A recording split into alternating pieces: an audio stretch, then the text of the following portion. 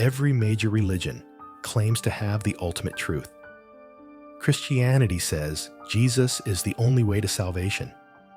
Islam insists Muhammad received the final revelation. Judaism maintains they are God's chosen people. Hinduism teaches multiple paths to the same divine reality. Buddhism claims enlightenment through the middle way. But here's the uncomfortable question nobody wants to address. What if they're all wrong about something fundamental? I'm not here to attack anyone's faith or mock sincere believers. I spent years studying comparative religion, archaeology, and ancient history because I genuinely wanted to understand truth. What I discovered challenged everything I thought I knew about religious foundations. Today, we're going to examine claims that billions of people accept without question. Not with hostility, but with the same intellectual honesty we'd apply to any other historical assertion. Consider this. Over 4 billion people follow religions that make mutually exclusive truth claims. Christianity says salvation comes only through Christ. Islam says the Quran is God's final word. These can't both be completely accurate, can they? The mathematics alone should give us pause.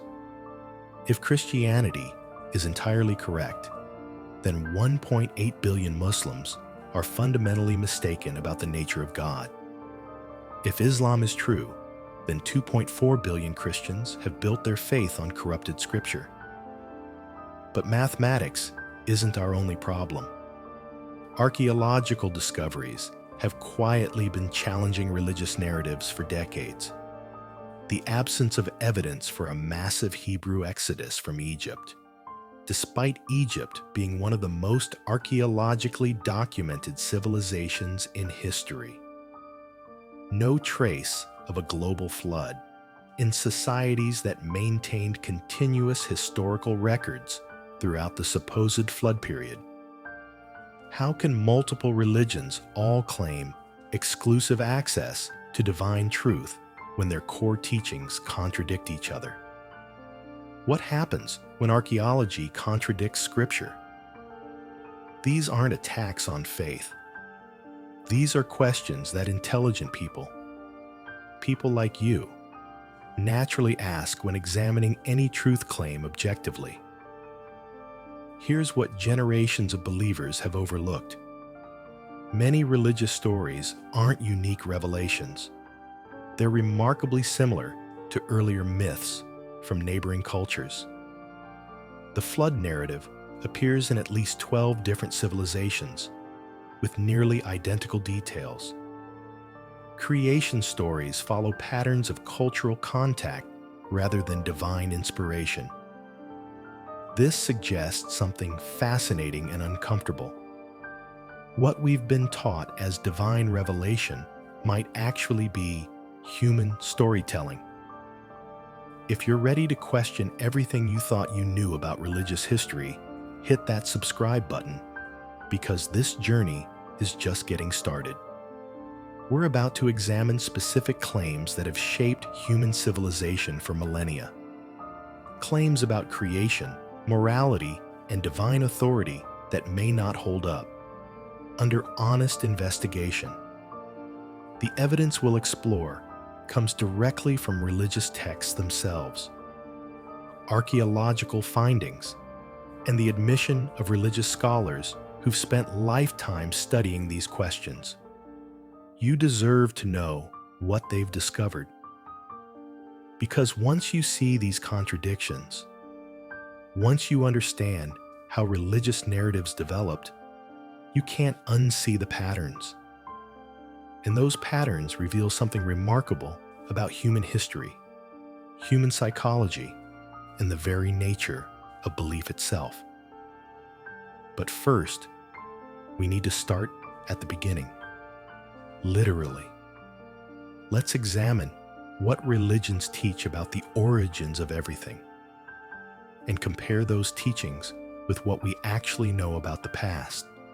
Let's start with the beginning. Literally.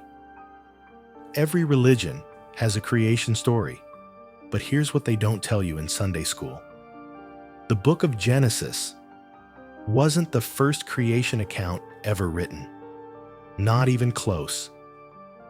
1,500 years before Genesis was compiled, the Babylonians had already written the Enuma Elish. And the similarities aren't just striking, they're impossible to ignore. Both begin with primordial waters. Both feature divine breath creating life. Both describe the separation of heavens and earth. Both culminate with the creation of humans to serve divine purposes. But here's where it gets uncomfortable. The Babylonian version was already ancient when Hebrew scribes began writing Genesis. We're not talking about parallel revelation here. We're talking about cultural borrowing. Now let's examine the flood narrative. Noah's Ark is one of the most beloved stories in religious tradition. But Noah wasn't the first flood survivor. Meet Utnapishtim from the Epic of Gilgamesh, written 700 years before the biblical account. The parallels are so precise they're almost embarrassing. Both heroes receive divine warning about a coming flood. Both are instructed to build a massive vessel. Both gather animals in pairs. Both send out birds to test for dry land. Both offer sacrifices after the flood recedes. The dimensions, the duration, even the mountain where the ark comes to rest, nearly identical. But here's the truly remarkable part. This flood story appears in at least 12 different cultures across the ancient world. The Hindu Matsya Purana, the Greek account of Deucalion, the Mesopotamian Atrahasis epic, all featuring the same basic elements, all claiming to be divine revelation. Why do creation stories follow patterns of cultural contact rather than divine revelation? Think about it logically.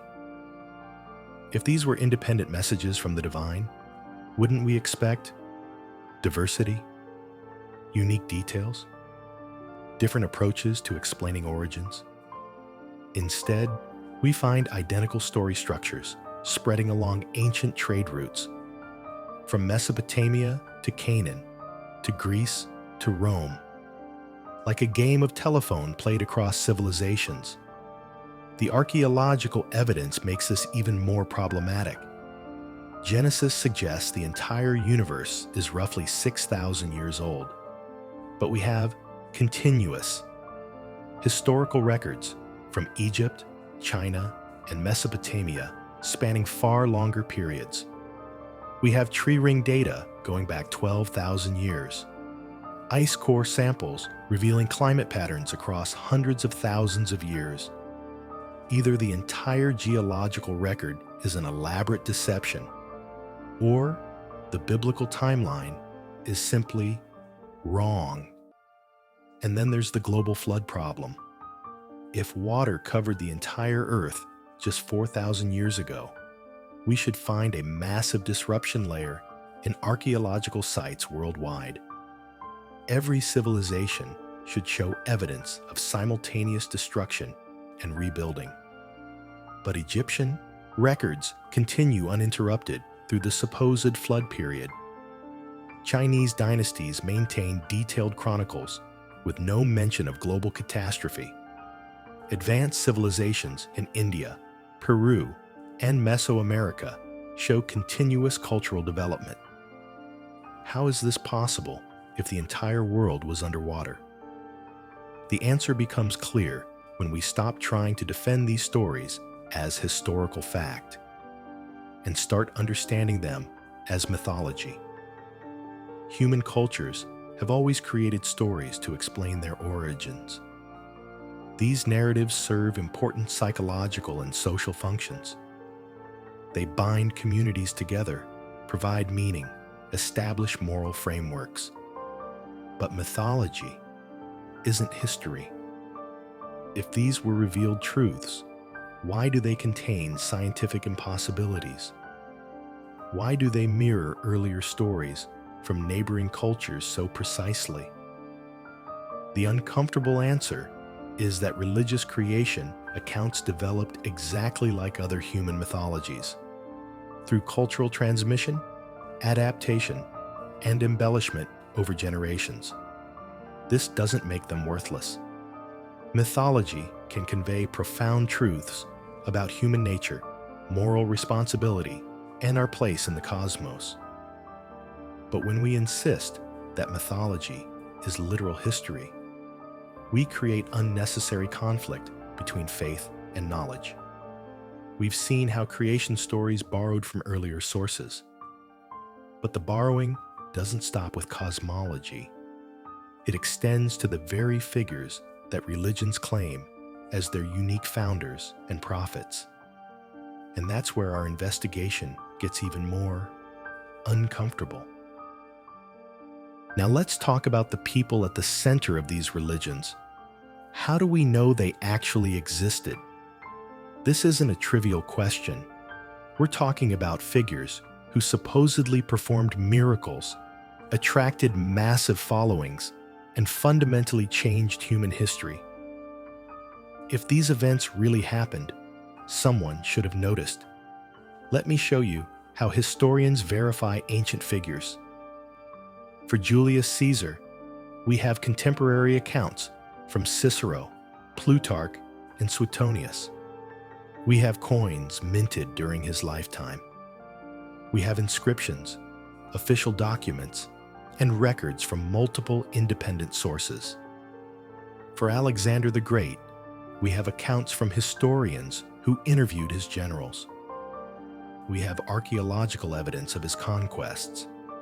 We have records from the civilizations he conquered describing his campaigns. This is what historical verification looks like. Now, let's apply the same standard to religious figures. Jesus of Nazareth supposedly performed miracles throughout Palestine, attracted crowds of thousands, and was executed in a public spectacle. This should have been impossible to miss. But contemporary historians who documented far less significant events wrote nothing. Philo of Alexandria lived during Jesus' supposed lifetime and wrote extensively about Palestinian affairs. Not one mention of miracle-working Jesus. Josephus, the most detailed historian of first-century Palestine, has only 2 brief passages about Jesus, both widely considered later additions by Christian scribes. Pliny the Elder documented unusual phenomena throughout the Roman Empire. Nothing about miraculous healings or resurrections. Tacitus, Suetonius, and other Roman historians who recorded minor provincial disturbances. Silent about the most significant religious figure in human history. Why do we have detailed records of minor Roman officials, but not miracle-working religious figures? The Gospel of Mark, our earliest Jesus account, wasn't written until at least 40 years after the supposed crucifixion by people who weren't there. Based on oral traditions passed through decades of retelling, would you accept this level of evidence for any other historical claim? But the documentation problem extends beyond Christianity. The earliest biographical details about Muhammad don't appear until 150 years after his death. The canonical collections of his sayings, compiled 2 centuries later. Everything we think we know about the founder of Islam comes from sources written by people who never met him, describing events their great-grandfathers might have witnessed. Buddha's story is even more problematic. We have at least 6 different birth narratives, conflicting death dates, and biographical details that appear to be borrowed from earlier Indian religious figures. The earliest Buddhist texts containing biographical information about Siddhartha Gautama were written 400 years after his supposed death. 4 centuries of oral transmission before anyone thought to write down the life story of the most enlightened being who ever lived. And Moses, the foundational figure of Judaism, Christianity, and Islam, leaves absolutely no trace in Egyptian records, despite supposedly leading 600,000 Israelites out of slavery. Egypt, remember, was one of history's most meticulous record-keeping civilizations. They documented everything: trade agreements, military campaigns, census data, slave populations, natural disasters. But somehow, they failed to notice losing their entire Hebrew workforce in a series of devastating plagues. No Egyptian source mentions Moses. No archaeological evidence of mass Hebrew slavery. No trace of 40 years of desert wandering by a population larger than most ancient cities. When was the last time you accepted a historical claim with this little evidence? Here's what makes this even more troubling.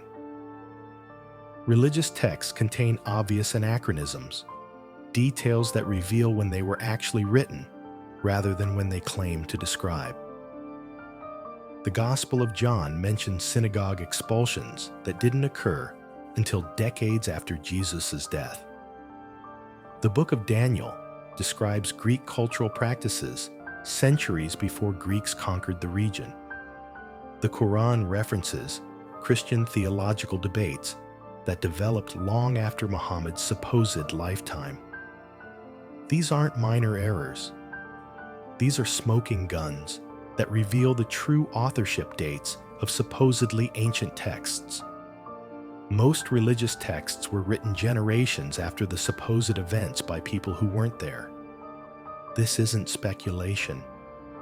This is the scholarly consensus among historians who've spent careers studying these questions, including Christian, Muslim, and Jewish scholars who desperately wanted to find earlier evidence. The evidence simply isn't there. Now, this doesn't necessarily mean these figures never existed. Historical figures often become legendary over time. Real people can inspire mythological stories, but it does mean we can't treat religious biographies as reliable historical accounts. Too much time passed. Too many people had motivations to embellish. Too many theological agendas shaped the narratives. What we're left with aren't historical documents, but religious propaganda created to serve institutional purposes. And those institutions had very specific reasons for shaping these stories the way they did. Because ultimately, religions aren't just about theology or spirituality, they're about power. And that's where our investigation takes its most disturbing turn. If morality comes from divine commands, we have a serious problem. Religious believers often claim that without God, there can be no objective morality. That divine revelation provides the ultimate foundation for distinguishing right from wrong. But let's examine what these divine commands actually say. Leviticus 25:44 explicitly endorses slavery. Your male and female slaves are to come from the nations around you. From them you may buy slaves. Deuteronomy 22:28-29 commands rape victims to marry their attackers. If a man happens to meet a virgin who is not pledged to be married and rapes her, he must marry the young woman, for he has violated her. 1 Samuel 15:3 orders genocide. Now go, attack the Amalekites, and totally destroy all that belongs to them. Do not spare them. Put to death men and women, children and infants, cattle and sheep, camels and donkeys. These aren't obscure verses taken out of context. These are direct moral commands, supposedly from an all-loving, perfectly just deity. Yet every civilized person today recognizes these commandments as morally abhorrent. How is this possible if divine morality is absolute and unchanging? Here's where it gets even more problematic. The same religious traditions that claim divine moral authority have dramatically reversed their positions on fundamental ethical issues. Christianity spent 15 centuries defending slavery as biblically ordained. The Catholic Church owned slaves. Protestant ministers preached that slavery was God's will. They had scripture to prove it. Then suddenly, slavery became sinful. Did God change his mind? Did divine morality evolve? Or did human moral reasoning override religious teaching? The pattern repeats throughout history. Religious institutions opposed women's rights until they didn't. They condemned interracial marriage until they didn't. They declared lending money at interest a mortal sin until banking became profitable. They fought against democracy, scientific education, medical advances, and basic human rights until social pressure forced them to adapt. If divine morality is absolute, why has religious morality changed so dramatically? Notice what's actually happening here. Believers aren't getting their moral guidance from Scripture. They're using their pre-existing moral intuitions to decide which biblical commands to follow and which to ignore. When modern Christians read about slavery in Leviticus, they don't think, God commands slavery, therefore slavery is good. They think, slavery is obviously wrong, therefore this can't be what God really meant. But this creates a logical paradox. If you're using your own moral judgment to evaluate divine commands, then your moral judgment is superior to the supposed divine commands. You're not getting morality from God. You're imposing your morality onto God. This is exactly what the ancient Greek philosopher Plato identified 2,400 years ago in the Euthyphro dilemma. Is something moral because God commands it? Or does God command it because it's moral? If morality comes from God's commands, then anything God commands becomes moral by definition. Slavery, genocide, rape, all become virtuous if God orders them. But if God commands things because they're already moral, then morality exists independently of God, and we don't need divine revelation to access it. Either way, divine command theory collapses under logical scrutiny. The evidence from history makes this even clearer. Most moral progress has come despite religious institutions, not because of them. The abolition of slavery was driven by secular Enlightenment philosophers, not biblical scholars.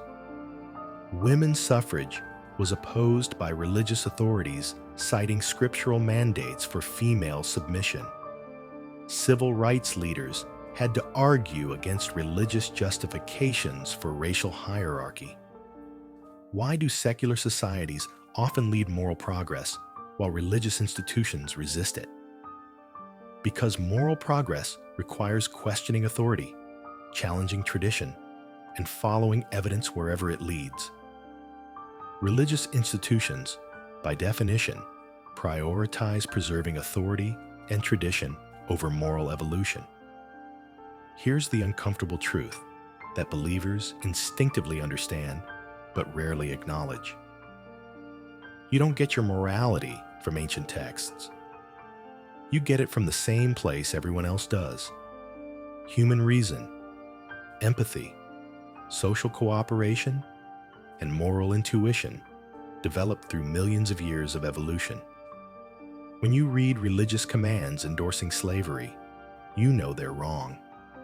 Not because some other religious text told you so, but because your human moral sense recognizes the inherent dignity and equality of all people. When you see religious justifications for oppressing women or minorities, you know they're wrong.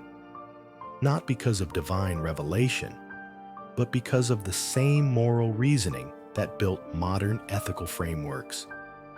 The irony is profound. Religious believers are actually more moral than their holy books, precisely because they ignore the worst divine commands and embrace secular moral principles. But rather than acknowledging this moral progress, religious institutions simply reinterpret their texts to match contemporary ethical standards, while claiming divine authority for positions they once condemned as heretical.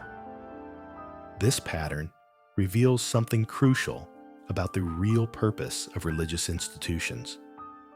They're not primarily concerned with divine truth or moral guidance.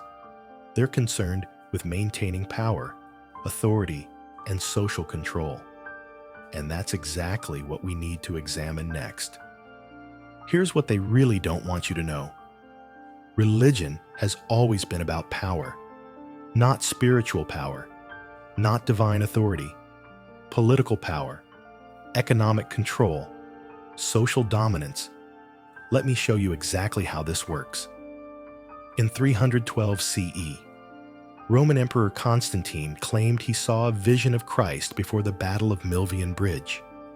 Conveniently, this divine revelation occurred just as he needed supernatural legitimacy to consolidate his rule over the Roman Empire. Suddenly, Christianity went from a persecuted minority religion to the official state religion of the world's most powerful empire. What happened next reveals everything you need to know about institutional religion. Christian bishops didn't resist political power.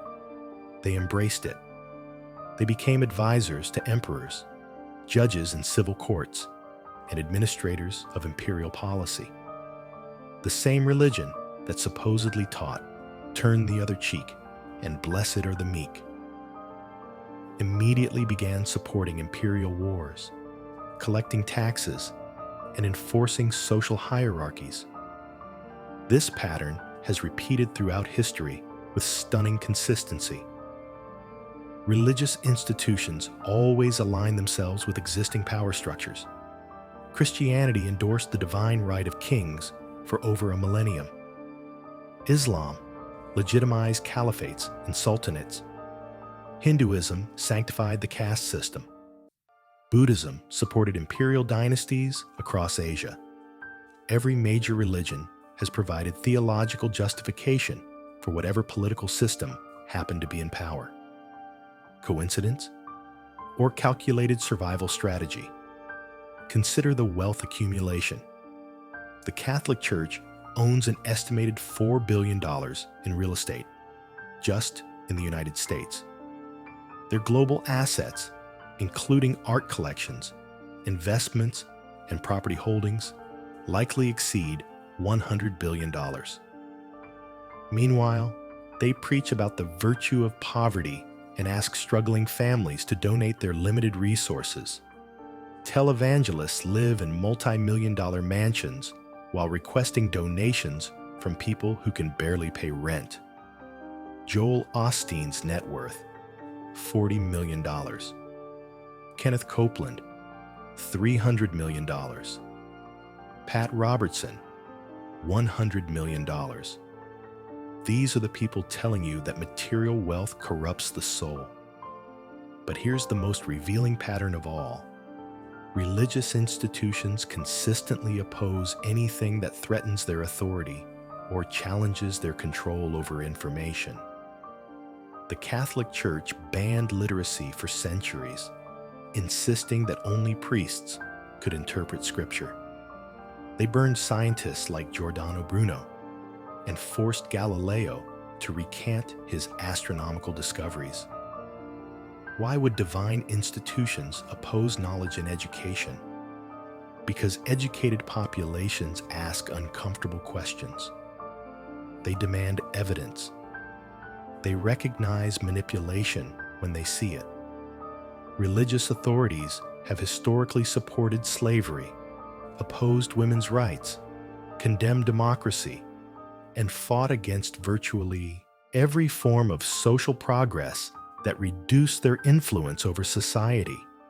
They didn't change these positions because of new divine revelations. They changed because they were forced to by secular social movements that threatened their relevance. Notice how theological interpretations miraculously evolve to match whatever position helps religious institutions maintain power and wealth. Slavery was biblically mandated until the abolitionist movement made slavery socially unacceptable. Then suddenly, the same scriptures meant something completely different. Women were divinely ordained to be subordinate, until the feminist movement made gender equality inevitable. Then biblical interpretation suddenly discovered feminine equality, divine revelation, or political calculation. The evidence is overwhelming. Religious institutions operate exactly like any other power-seeking organization. They accumulate wealth, seek political influence, resist accountability, and adapt their messaging to maintain social relevance. The only difference is they claim divine authorization for their actions. This gives them something no secular institution possesses: the ability to demand absolute obedience while avoiding rational scrutiny. Don't question our authority. It comes from God. Don't audit our finances. We're doing divine work. Don't challenge our teachings. You're fighting against heaven itself. It's the perfect system for maintaining power without accountability. But here's what's truly remarkable. Despite centuries of religious institutional control, moral progress has consistently come from outside religious authority. Human rights, scientific advancement, democratic governance, gender equality, racial justice. These achievements happened because brave individuals challenged religious orthodoxy, not because they submitted to it. The greatest moral teachers throughout history, from Socrates to Gandhi to Martin Luther King Jr., succeeded by appealing to universal human values that transcend religious dogma. This reveals something profound about human nature and human potential. We don't need religious institutions to be moral, compassionate, or spiritually fulfilled. We never did. And once you understand this, once you see how institutional religion has manipulated human spirituality for political ends, you're ready for the most liberating realization of all.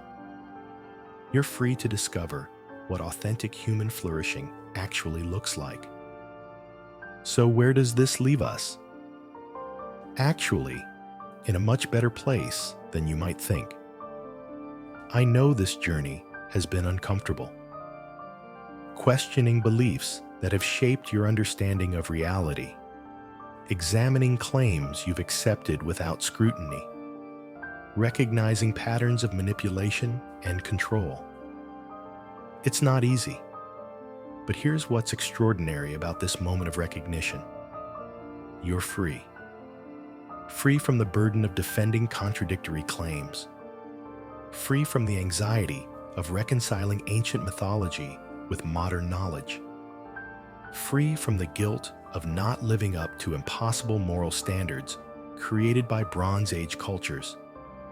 Most importantly, you're free to embrace your own remarkable capacity for wisdom, compassion, and moral reasoning. Because here's what religious institutions never want you to realize. You don't need them to be a good person. Human beings evolved sophisticated moral intuitions over millions of years. We developed empathy, cooperation, fairness, and altruism because these traits helped our species survive and thrive. Your sense of justice doesn't come from ancient commandments. It comes from your recognition that you share this planet with other conscious beings who experience joy and suffering just like you do. Your capacity for love doesn't require divine authorization. It emerges naturally from your connection to family, friends, and the broader human community. Your wonder at the beauty of existence doesn't need supernatural explanation. The natural world, from quantum mechanics to cosmic evolution, offers more awe and mystery than any religious mythology ever imagined. Think about what we've actually discovered through evidence-based inquiry. We live on a planet spinning through space around a star that's one of 400 billion stars in a galaxy that's one of 2 trillion galaxies in an observable universe that might itself be infinite.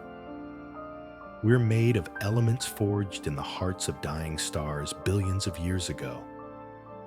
We share common ancestry with every living thing on Earth through an evolutionary process that's produced an incredible diversity of life forms across 4 billion years. We've developed the capacity to understand our own brains, cure diseases, communicate instantly across the globe, and extend human life and flourishing in ways that would seem miraculous to our ancestors. Isn't this reality more wonderful than any religious creation story? Isn't the truth, however uncomfortable, always better than a comforting lie? Now, I want to acknowledge something important. Religious communities often provide genuine benefits, social connection, mutual support, shared rituals, and opportunities for service to others. These are valuable human needs, but you don't need religious institutions to meet them. Secular communities, humanitarian organizations, scientific societies, philosophical groups, and countless other associations offer the same social bonds without requiring you to abandon intellectual honesty. You can build community around shared humanity rather than shared beliefs, around common values rather than common superstitions, around evidence-based understanding rather than faith-based assertions. The questioning process we've explored today isn't an endpoint, it's a beginning. Because once you develop the intellectual courage to examine religious claims critically, you've developed one of the most important skills for navigating any area of life. You can evaluate political promises, advertising claims, health advice, relationship guidance, career decisions, anything, using the same evidence-based approach. You become harder to manipulate, harder to deceive, more capable of making decisions based on reality rather than wishful thinking. What could humanity accomplish if we stopped limiting ourselves with ancient misconceptions?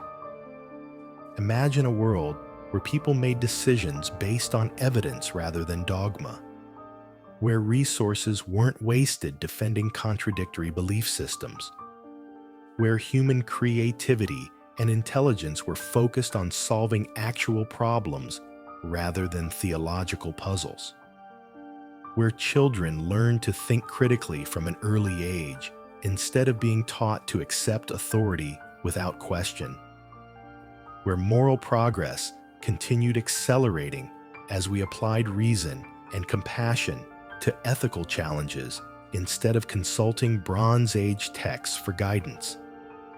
This isn't utopian fantasy. This is the natural trajectory of human development when we embrace intellectual freedom.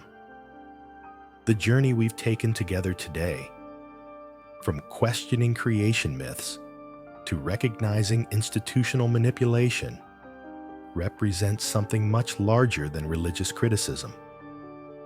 It represents humanity growing up, taking responsibility for our own moral development, accepting the beauty and mystery of existence without requiring supernatural explanations, building communities based on shared humanity rather than shared mythology. If this journey of questioning has resonated with you, I want to build a community of people who aren't afraid to ask hard questions.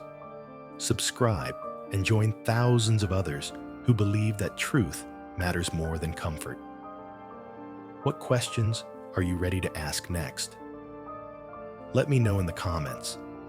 This conversation is just beginning, because the most important questions about consciousness, morality, meaning, and human potential are still waiting for us to explore them together. Without fear, without dogma, with nothing but curiosity, courage, and commitment to following the evidence wherever it leads. Welcome to intellectual freedom.